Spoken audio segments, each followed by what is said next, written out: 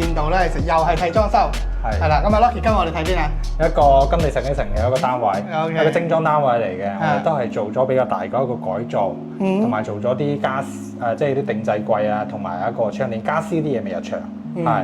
咁啊，下期我哋有得睇咯喎。係啊，依家咧就係窗簾同埋衞生都係清潔好咗，櫃啲嘢裝好咗。咁啊，睇下啲家私做好咗嘅情況咯，因為其實我見到改嘅都幾多，比起個之前個膠標嘅話，雖然膠標都唔錯啊，呢一個最新嘅。其實依家金地而家新收嗰幾棟咧個膠標都唔錯嘅，但係呢個業主會更加有自己嘅要求，係啊，所以咧我哋入門口其實咧呢一組見到個鞋櫃。其實原先嗰個開發商都有一套鞋櫃係膠標有嘅，但係業主覺得即係個設計自己心水啦，靚啲可能。係啊，所以咧我哋就進行咗一個更換改造啦。係呢一個鞋櫃比講，我哋依家設計我哋都全部都做咗啲即係大啲燈光。其實依家呢個單位呢個業主對燈光要求係比較高嘅。其實你有冇都睇到，所有啲燈光我哋都係做咗好似隻見光唔見燈嘅一個智能燈光嚟。所以其實大家見到嘅效果啊，除咗客廳最光猛之外咧，其實其他就算走廊啊，都係呢一種感覺嘅氛圍，就好似唔係好光咁樣，但係就好柔和、好舒服。係啊，因為佢唔係嗰種筒燈啊嘛，反光燈，呢種係射燈嚟嘅，佢係一個區域燈嚟嘅，所以佢先打造到嗰種燈光嗰種層次出嚟嘅。包括我哋所有櫃啊，我哋都會做到啲櫃身燈啦，我哋都係會有啲咁嘅層次。呢個就係鞋櫃咯。呢個定制鞋櫃，鞋櫃咧，包括咪中間位置同埋底下位置，我哋都係做咗有燈光嘅。都有滲光。係，即係比如講底下嘅位置都係入口放啲拖鞋嘅位置啊，我哋都係會有嗰個燈光嘅打造咯。但係咧，你話開發商佢就唔會同你去做啲咁嘅細緻位嘅。嚇，不過入口嘅一個位置，我哋有一個比較落底嘅一個窗，我哋都做咗呢個換鞋燈。呢個算係坐喺度啦，係換下坐換下鞋，咁啊下邊都可以儲物咯。係加埋呢個位置咧，佢本身有一個咁大嘅窗喺度咧，都係比較光猛少少嘅。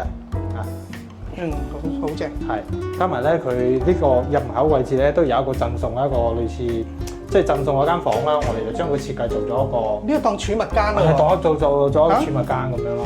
即係有個儲物嘅作用喺度。佢係點開咧？呢個呢個係按彈嘅。按彈。係，即係咧，我哋全部嘅設計，我哋做咗個冇拉手嘅設計。我唔覺得好似好細咁咧，其實唔係，因為其實都可以都好大嘅一個儲物空間嚟嘅。係，然後咧門板同埋櫃身呢一隻，我哋都係用咗多層板。係，然後咧我哋個門板上面我哋加咗拉扯器嘅。係，成個整體嚟講咧就係冇拉手，又係一個比較簡潔嘅風格。包括我哋所有揀啲顏色啊，同埋啲比如講櫃身啲顏色，我哋都呼應翻佢本身嘅裝修。係。咁我見到其實成個都係有種藝術漆喎。係啊，呢個咧就全屋嘅牆身都全部有晒咗藝術漆，不過埋房間啊同埋客廳係搭配埋佢本身依家做啲燈光，即係比如講我哋啲洗牆燈嗰啲射燈嘅話咧，就個效果有嗰個氛圍。加埋咧嗰個梳化背景啊，我哋就做咗一個定制嘅一個碳晶板嘅背景牆。呢個梳化嘅背景牆，呢邊就梳化啦。係就做咗一個背景牆嗰個設計。呢邊就做咗啲條子嘅設計。係呢個隔山板啊，即係做咗少少點綴咁樣咯。咁啊，上面見到個燈，其實佢嗰個做出嚟照出嚟嘅氛圍好特別喎，得兩個主線，即係燈光搭埋背景牆，其實先會有啲咁嘅 feel 噶嘛。你冇呢隻燈光咧，有時背景牆你硬係就爭少少層次嘅，好似單調啲。係，包埋個電視牆咧，就比如講呢個位置掛電視嘅位置，兩邊我哋都係做咗一個設計嘅。比如講有一單邊我哋做咗個玻璃櫃，入邊我哋都做咗燈。係，即係咧就燈光同埋一個櫃嘅一個層次。係，我哋就出咗一個電視嘅背景，簡約得嚟，又濕一啲設計感喺度咯。係，包括埋我哋做咗個懸空嘅一個電視櫃，係下邊我哋都做咗燈光嘅設計嘅。係，所以咧就成個電視櫃，包括埋上面嘅射燈。係，其實呢個射燈加埋嗰個藝術漆，我覺得先至係個精華。係，精華所在。藝術漆咧，因為佢係藝術漆係本身係有啲紋理同埋有啲帶閃光啊光澤。係。即係你有射燈嘅情況下射上去咧，先會有嗰個藝術漆嗰隻效果出嚟嘅。反而如果你冇呢隻燈咧，好似係見唔到嗰種層次感。雖然都見到，都有，但係咧就可能咧，譬如比講，我哋加咗啲閃粉啊，或者係加咗啲光面嘅效果，就可能唔係好過眼。好明顯啊！即係要去到有燈光嘅情況下先會顯得。因為大家見到啦，呢個層面就暗啲啦，呢個光啲就閃好。即係可能視頻可能睇唔係好感覺，但係現場睇到上面啲閃粉係會比較有。好靈啊！好感。係會有嗰隻。但係一啲都唔殘眼㗎嚇。係唔殘眼嘅，佢係少少有嗰個效果啫。係，加埋咧，其實呢個單位呢個廳咧，其實就係本身個廳個區域咧就客廳嗰個喺呢度嘅。原本呢個露台其實應該推拉門玻璃推拉門。原先都係一個推拉門，即係精裝佢交收都推拉門。呢度都係一個露台嚟嘅。咁啊做咗風窗嘅設計。所以我哋就打咗佢之後，其實都要打咗佢比較好，因為點解咧？咁樣個廳先會顯得闊咯。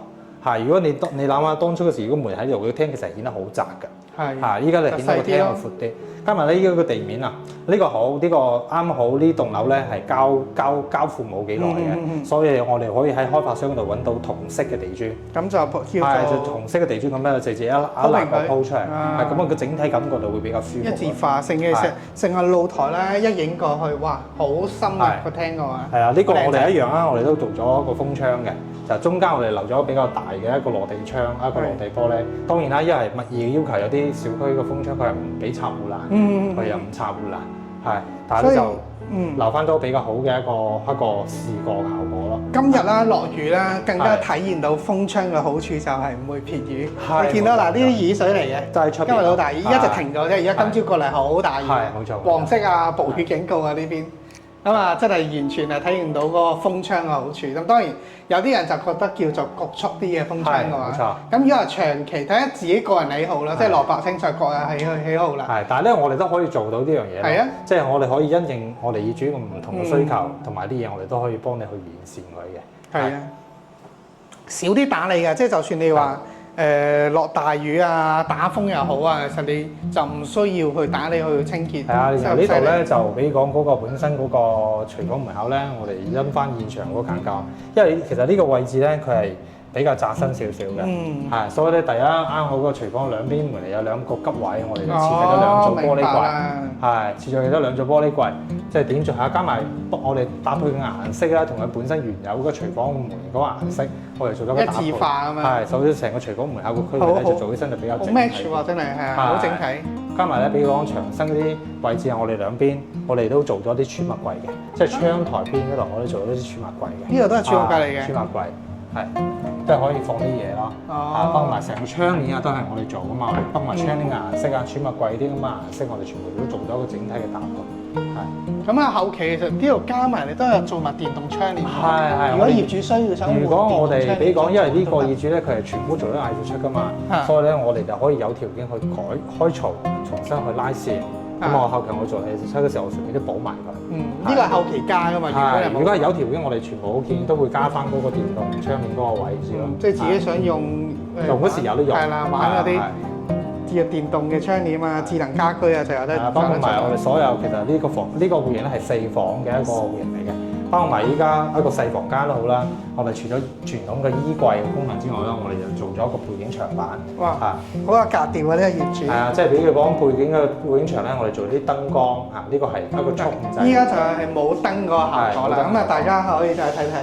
其實就靚好多啊，感覺。即係會有一個層次出嚟啦。我哋做咗一個深淺位啊嘛，深淺位同埋深淺色嘅一個搭配。到時床一放過嚟，個床廳嘅高度差唔多就比呢個矮少少，即係有呢個層次出到。有成個氛圍又出曬。然後咧就衣櫃咧，因為我哋整體呢個單位嘅衣櫃嘅門板，我哋全部都採用都係多層板嘅門板。係多層板嘅門板咧，我哋就採用咗一個拉直器啦。係，其實依家裝出嚟嘅效果，相對嚟講都會比較平靜啲嘅。係。簡約嘅拉手，加埋咧本身個蘇製位啊，因為我哋本身佢預留嗰個開關位都喺牆身噶嘛，因為我哋想盡量將個衣櫃做大，所以我哋做櫃時，我哋就將呢個開關位置我哋改咗喺側邊。咁啊，牆嗰啲線啊，就喺呢度入到喺入邊嗰度位入，係入邊嗰度我哋會做咗一個底下掣。明白啦，係。